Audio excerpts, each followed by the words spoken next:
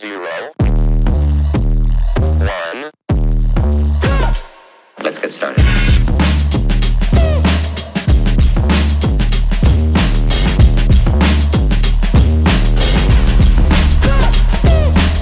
Why they stopping me? That wing of the party.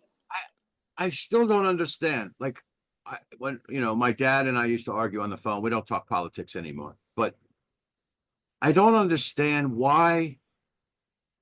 I don't understand how they thought that getting associated and defending all that woke ideology. I don't understand how they thought that was going. Are they clueless? Do they not know what's going on with the people? No, I think what it is two things. They're so righteous. They think that what they believe is so righteous that they have to shove it down everybody's throat. And there's something wrong with you if you don't believe the way they believe, because I'm the righteous one and you're wrong. And how dare you not believe the way I believe? And what they've taken is that they've taken upon themselves to defend all these fringe ideas that 90% of the country think is crazy, like allowing biological men to compete in women's sport. 20 years ago, 25 years ago, you will say that and people will laugh. They said, that will never happen. That's ridiculous, but that's what they're after. They walk extreme section of the party, the wing of the party. They're okay with having, transvestites come to read to kids in kindergarten and first grade. And they're defending that. It's like, what are you talking about? I don't want my kid to be exposed to that. They're too young to start putting those ideas into their heads. But they're defending every fringe out there idea. That extreme wing of the Democratic Party is for it and defending it. What I'm saying is, I don't even believe they believe it. I just think they're picking that. There has to be a benefit to them. They have to think that, are they just trying to be progressive? Are they trying to? Yeah, they're trying. Yeah, it's righteousness, man. It's righteous indignation. Listen, I get into a lot of back and forth because of what I post on Facebook, which, half of the shit that I post, I don't necessarily believe it. I just do it just to piss people off, And you should see the way the way they come at me with this righteous indignation is like, how dare you think that way? And I'm right and you're wrong. And I always tell them, well, keep living in your delusional false sense of self-importance and certitude, what I laugh my ass off at your stupidity. That's usually my answer, But they're so enamored with their own arrogance and hubris that they think that they can lecture everybody. You're wrong and I'm right. And I'm going to let you know that, by God's sake. I'm going to shove it down your throat. How long have you been on Facebook? I started during the pandemic. That's when I got on. I never got on Facebook before. I got on right during the pandemic because, I guess I was bored, Well, what amazes me is not what you post. It's that you're actually able to post.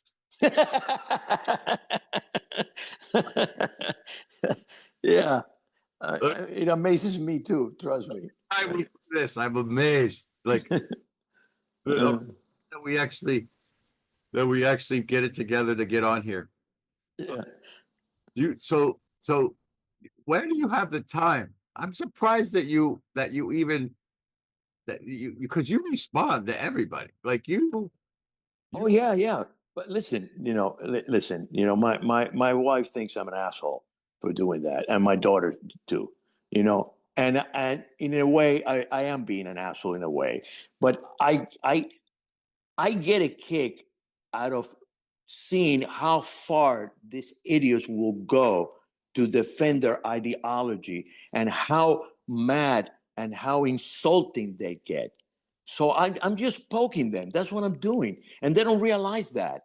They don't realize that I'm poking them, So I respond to every single one, not every single one of them, but as many as I possibly can, because I want to see how far they will go, I've had people, I had guys tell me that, I wish my mother gets raped and stuff like that. That's how extreme these people are, I mean, I don't know who they are. That's, it's easy for them to, insult you that way because they're never going to come across you, But yeah, and I'm poking the bear, you know. I just tell people don't engage. Like people who it's like road rage. Remember when we taught traffic school? Yeah. Don't engage. Don't make eye contact. Eventually they'll go away. But when you engage, that's when you get into trouble. Well, I'm the guy that's sitting in the car watching the guy road rage banging in my car, and I'm sitting there laughing at the guy as he's banging in my car. Yeah. That's me. But what I used to tell my dad, and what I would have said to Democrats or people who were anti-Trump, they give him so much power by paying attention to him. I know, but they don't realize Trump is the type of guy. There's not too many people that are able to pull this off. He actually feeds off negativity. Oh yeah, negativity is like fuel for him. The more you're negative towards him, the more empowered he gets, and the more powerful he becomes. Yeah. And people don't realize that they're actually falling into the trap that he's setting for them. And I'm doing that in a certain way. And I'm not Trump, and I'm not that smart, but I'm doing the same thing. They don't realize that they're falling into the trap that I'm setting for them. I'm saying all this outrageous thing just to get their goat, and they don't realize that that's what I'm doing. Who was that blonde lady that used to be on? She's a Republican conservative. She was very kind of nasty back in the day. She's the one that predicted Trump would be elected president before anybody even thought it was. Oh yeah, I know. Tall, very skinny, very long neck, long hair. Yeah. Oh fuck, I forgot her name. I know exactly who you're talking about. Yeah, she kind of disappeared because she started defending McCarthy, and there was a little bit too much. Yeah. She actually won on the air to defend McCarthy. And I know where she's coming from. It's just that she did not do a good job of explaining it. Everything that Joe McCarthy said actually became true. The problem with McCarthy is that he used that for his own benefit. It was not anymore about fighting communism. It was about him making himself a national figure. And he really screwed a lot of people up. He really ruined a lot of people's life. And Ann Coulter. That's it. Ann Coulter. Yeah. When she started defending, that's when I think Fox got rid of her. She was on Fox every week. And when she started defending Joe McCarthy, I think that's what did it. That was well, when they asked her who she thought was going to win, she said, I don't even know if he was running it, but he said Donald Trump, and they were like, "What?" I saw that clip. It was on Bill Maher. It was on the Bill Maher show. Yeah, and everybody laughed. But listen, I saw it on Facebook. Somebody posted of everybody that laughed when they said that Trump was going to run for president. He's never going to be president. Come on, he's a reality star. He's full of crap. Nobody believed him. Didn't he say on Oprah many years ago that if he was going to run for president, he would be a Republican because they're so stupid they'll vote for anybody? Didn't he say something like that? That I don't know. I didn't see it. I know that he won. His initial idea was to run as an independent. Yeah. But then he realized that you can't get elected for national office as an independent in this country. It was impossible. So he had to pick a party. And by that time, the Democrats started getting so far to the left that he had no choice but to become a Republican. I don't think Trump is a Republican. Trump is a populist. He just so happened, but he have changed it. He have completely changed the Republican Party. He have made the Republican Party a populist party instead of an elitist party, which it used to be before. But he had no choice but to pick the Republicans. He had to pick a party, and the Democrats were already too way out there to the left. So that's why he became a Republican. Who's your favorite president in your lifetime? Reagan. Why? Because Reagan had the sense of humor that he could get things across without. He is Trump with a personality. He's Trump with an ability to persuade people without pissing them off. Trump is very effective, just like he leaves a wake of dead bodies behind him. Reagan didn't do that. Reagan, even people that hated his policy, liked him as a human being. You know, and Who- and listen, he got rid of communism in in our lifetime. There's very few countries grudges under communism. I have to answer. It's my daughter. I'm sorry. Okay, I'll stop. Hello. Hey, what are you doing? I'm in the middle of doing a podcast. Oh, I'm sorry. Okay, bye. Okay, I love you. I'll call you later. Okay. Bye. Okay. Okay. Done. Who's your least favorite? Mm. Well, it's a tie. Although I think what's his name, Biden have to be, and then Carter. Yeah. Carter, I thought Carter was a good guy. He Yeah, he was just, a good guy, but he fucked up everything. remember when they were releasing the hostages as Reagan was being sworn in? I know. I know. I know they did it on purpose just to embarrass him. Yeah, but Carter was probably one of the least effective presidents we had, and then Biden just hit it out of the park. I remember I was in Miami. My dad used to have conventions and we were in Miami when Nixon was resigning on the TV. What did you think of Nixon? Well, I thought Nixon was another guy that had very good ideas.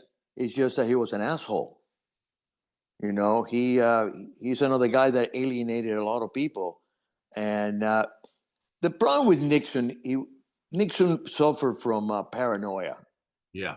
He thought that everybody was out to get him, and he made a lot of mistakes. He did a lot of things out of fear or paranoia that ended up costing him the presidency. I mean, they didn't need to bug or break into the Watergate office. It was totally unnecessary. He took something that was totally benign, something that if he would have not done anything, the Democrats were not going to win anyways. He won by fucking landslide. I think he only lost one state, was Minnesota. He won every single state, I think, including Washington D.C., which is amazing. So what he did with Watergate was totally unnecessary, but it was fueled by his paranoia, and it ruined him. It ruined him. But he opened China. He did a lot of good things, man. It was not a bad president. He was just a bad individual. So when did you were you born here or in Cuba? No, I was born in Cuba. I came here when I was almost 12 years old. What was it like to live in Cuba? Well, I talk about it in my book. It was very intense because my family was involved against Batista with Fidel Castro.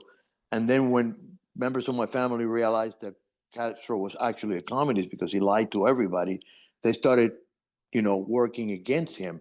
So I've had people hiding in my house. I have guns hiding in my house, both against Batista and against Castro. My next door neighbor was the Secretary of Labor. I used to play with him, with his kid. And we used to use the bodyguards as shields. Like we would have behind the bodyguard and play cowboys and Indians and shoot at each other. In the meantime, there's a machine gun on the roof of the guy's house next door to me. So that's where I grew up. I mean, total intense thing. And then when the revolution, I mean, when Fidel won, that house was ransacked. People were tramping all over our house, and I'm a 9-year-old kid, watching all of this happen. So it's very ingrained in my head. But it was very intense. From 1957 to 1961, my life was total chaos. I mean, we left Cuba. I came here by myself. Through the Catholic Church. I got lucky that my aunt came 3 weeks before me, which she wasn't supposed to, but for some reason she came 3 weeks before me, and I went to live with her. But I have friends. My college roommate lived in an orphanage for about a year, and then he went to a foster home and lived with foster home for about 2 years. He didn't see his parents for about 3 years. So, I mean, my life was really, really intense from 1957 to 1961, or 1962 until my parents came. How did you like coming to America? Man, I plugged into this country immediately. This country made total sense to me. Now, remember, I'm coming from total chaos. Okay, I came to this country and I'm going, this is the way things are supposed to work. I'm 11 years old, but I'm saying, I became an American immediately. I'm Cuban by heritage. I'm proud of my heritage, but I'm an American. This country made total sense to me, and I fell in love with the idea of this country. Now, the idea of this country not necessarily is what is done all the time, but just the fact that that's the goal of this country. I fell in love with this country, and Where'd it you, made total sense to me. did you go to New York? No, I went to in Miami. I grew up in Miami. I went to elementary school, 1 year elementary school. I went to junior high. I went to high school, and then I went to 1 year Miami-Dade, and then I spent the last few years at Florida State.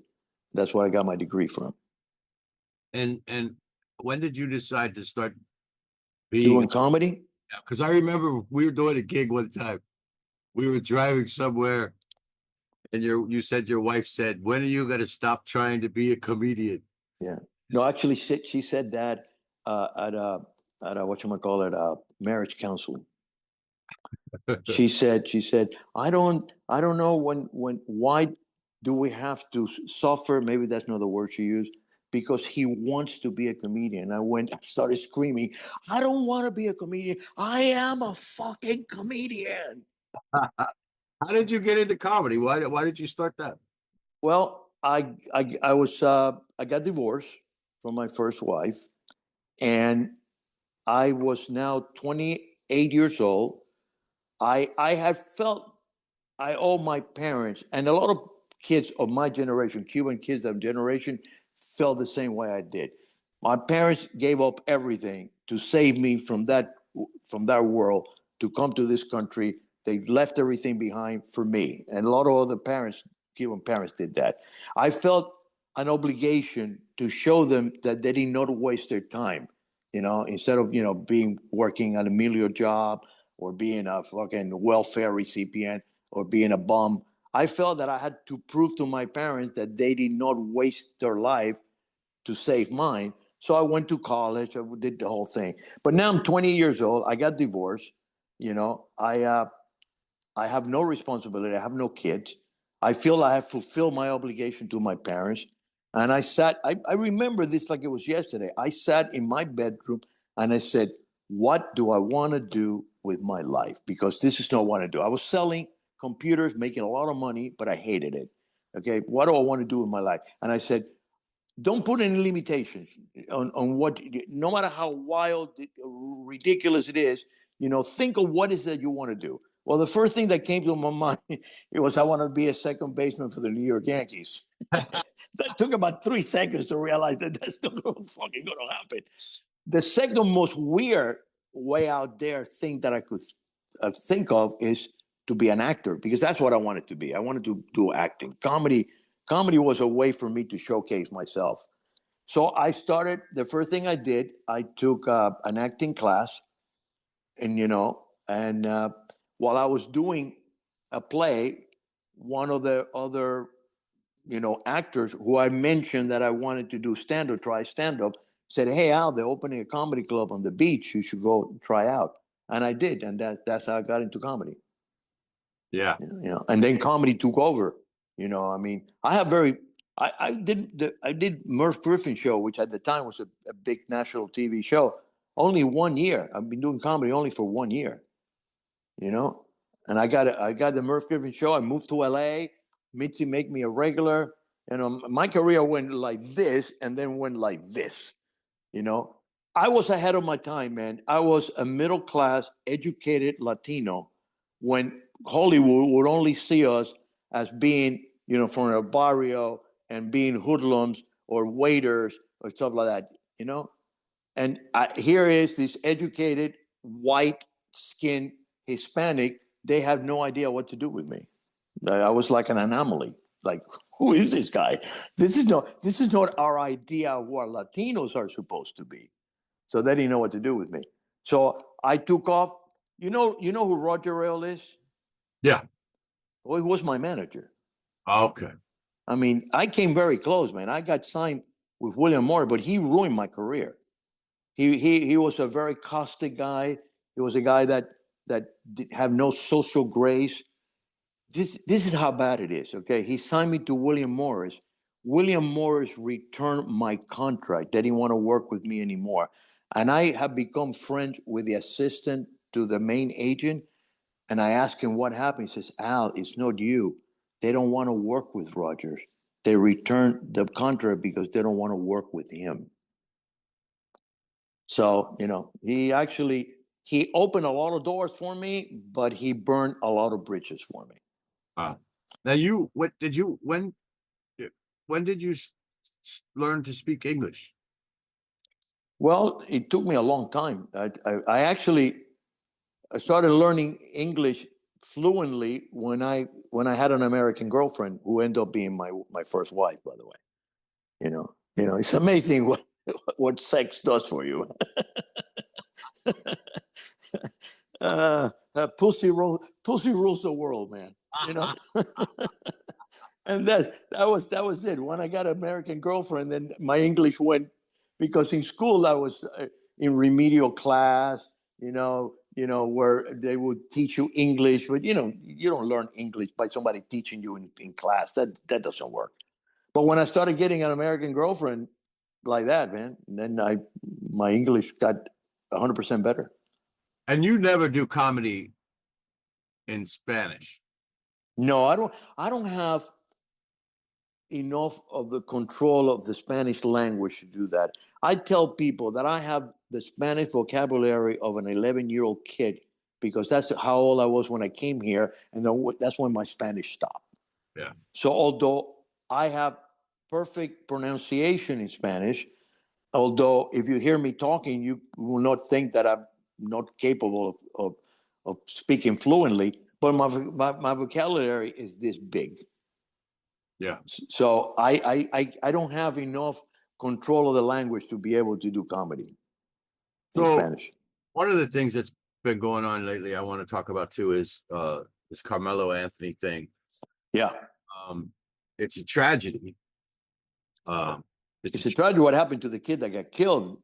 But, I posted on Facebook, I said, I don't know if you read it. I said, some people are saying that the 35-year sentence is a travesty of justice. And I said, I agree. He should have gotten life, But here's what I realized. Like, when I listened to the mother and I want to talk about Crockett for a second.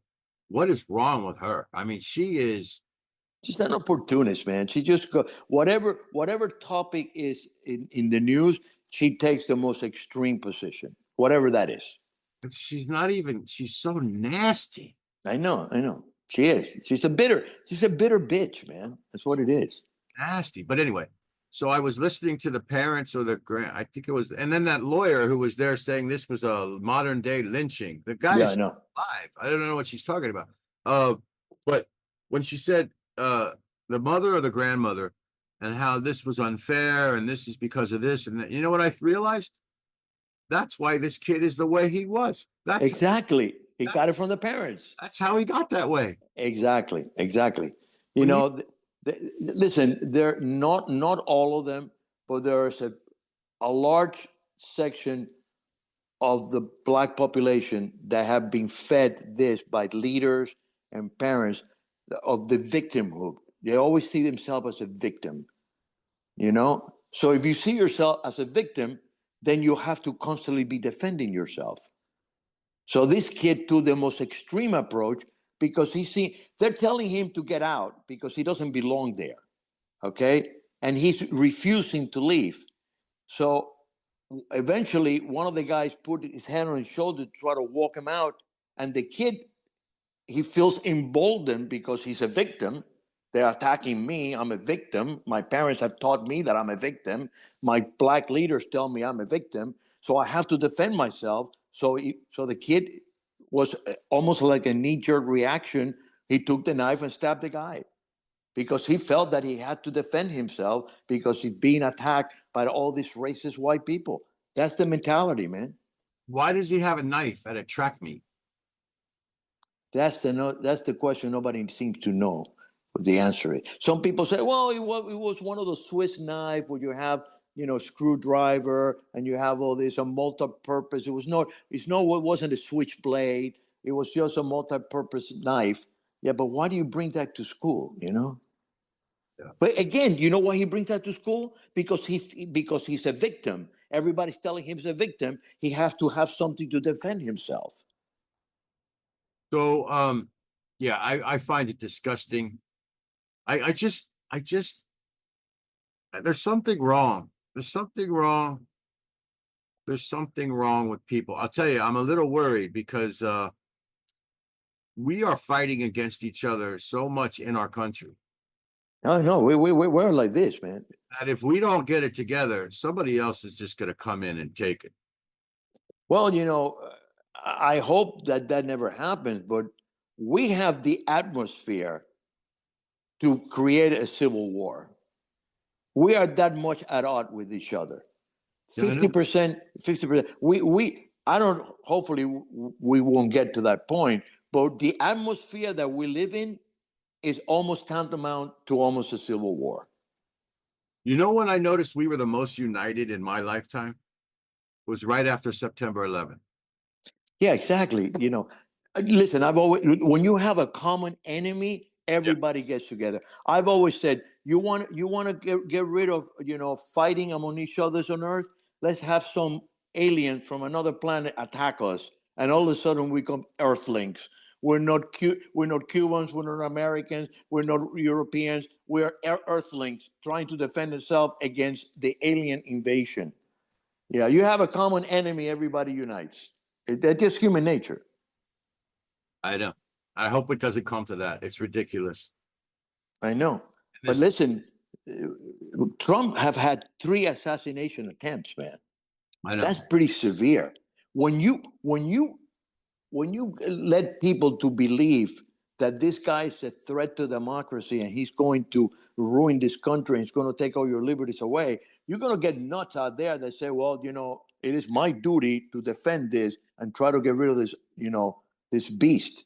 But what I ask people is, okay, you say Trump is a Nazi, Trump is a threat to democracy, Trump is going to take all our liberties away. Naming one right that you have lost of all the years that Trump has been president. Name me one. They can't come up with because it hasn't been. Nobody have lost any rights under Trump. So where's the threat to democracy? I also been thinking a lot about AI and how it's affecting our youth. In what way? Just when we were growing up, we had, and the people before us, we had to use our brains. We had to think. We had to have critical thinking. We had to ask questions. We had to have discussions. I've already seen the damage from the iPhone and the instantaneous. There's no delayed gratification. There's no impulse control whatsoever. Everything is instant. They have no ability to wait. Not only that, but the anonymity. Listen, you can tell people insult me. I started telling me which my mother gets raped because they're not saying it to my face. You know what I'm saying? So you get emboldened. You get more aggressive. You get more insulting. You get more offensive when there's not a human connection. And that's what happened. We have lost our ability to connect with human beings. We're connecting to a machine. We're connecting to a computer, to a phone. Yeah, there's a person on the other side, but you don't have that human connection because you're doing it through electronics, which completely takes all the human interaction away from you. That's why one of the things I say on stage, I've noticed people are very brave in 2 places, in their cars and on Facebook. Exactly, because you're protected. Exactly. You will not, they will not make eye contact with you. Exactly. Yeah. But I just, there's no concept of, yeah, you're right. The anonymity, the insulation from human contact. I'm just very concerned about this next generation, and I'm just concerned. I do think AI could make great advancements in medical, medicine. Well, no, there's a lot of good things about AI, no question about it. But the other side of the coin of AI is that you're taking all the human connection away from people, you know. And listen, we are social animals. You know, you take that away from us, we regress to a part of our life that is not natural for human beings. Human beings have always been, you know, interacting with each other. Whether we're being friends or killing each other, it have been a physical, you know, interaction. We have this screen between us that takes all humanity away from each other.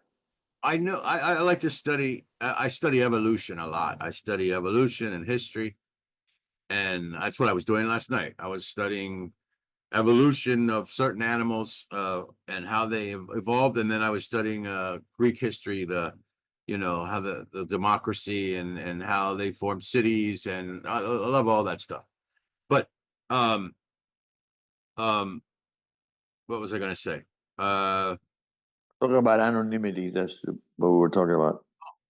So I study the brain. Okay, so the brain, when we have non-judgmental emotional connections with other human beings, it actually releases a chemical in our brain, oxytocin and dopamine, Yep. which means we are created and have evolved to do certain behaviors that are good for us to survive and the group. I know that because the brain gives you a dose of a good feel good chemical to do Yeah, it. dopamine, yeah.